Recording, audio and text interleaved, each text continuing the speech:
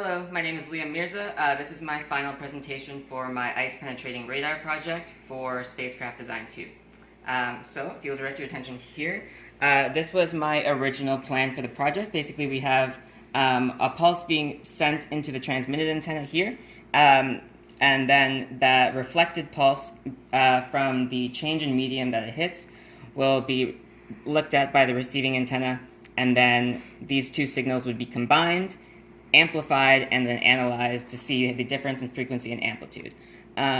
Upon working on it, I found that the better approach was to actually eliminate two antennas and have one. This is because there was too much interference between the two antennas at such high or lower end of the frequency range, but much higher power.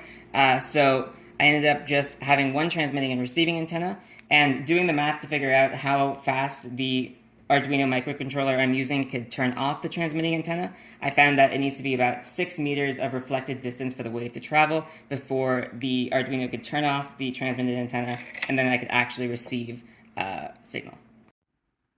Okay, so this is the project as it stands after it was modified in order to account for the problem with the antenna. As you can see, it is mounted on this chair. So if you come closer here, we have basically the start of the signal generation is this Arduino.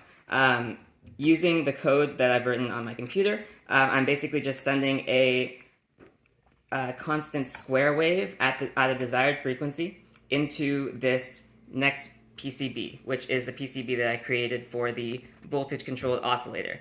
This is because there's no voltage-controlled oscillators that operate at the frequency we're looking at, around 50 to 100 megahertz, that are just through-hole components because the amount of noise from just like small pieces of solder and things like that is too much interference, so they need to be surface mount. So I had this PCB made with this BNC connector to connect with the coax cable. It then goes to this low noise amplifier, which amplifies the specific frequency range that we're looking at, and it's powered just directly from the Arduino. And then it is, and all of these connectors are also 75 ohm connectors to make sure that the impedance matches and there's no interference there. And then this goes to one of the inputs, one of the possible inputs that goes into the antenna. And then the other input, the other line is the antenna's receiving line. So once it fires the pulse, it will then be received by the antenna after it's turned off, and that will go output technically to both of these, but it will be ignored on this line, and it will then go to this data analysis tool, which is plugged into my computer.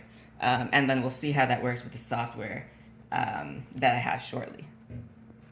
Alright, let's test it out. So first I'm going to direct the antenna towards this wall over here, which is roughly about 2 or 3 meters away. And that satisfies the requirement of being about 3 meters away for our test to be able to work, since we need the Arduino to be able to turn off the antenna transmitting before we can receive. And this requires a total reflected distance of roughly 6 meters. So we're first going to start by just plugging it in, and we already have the code uploaded, so we are generating, and if you'll direct your view over there. Okay, so now we're going to hit the reset button to see what happens when we send the pulse. So as you can see, that primary wave there that we're looking at, not the primary one, but that secondary one that's in the background of what it looks like, goes away as we send the pulse, and then there's a small reflected wave that peaks beside it, a frequency of about 0.05 megahertz away. This can then be analyzed to figure out the distance to the wall.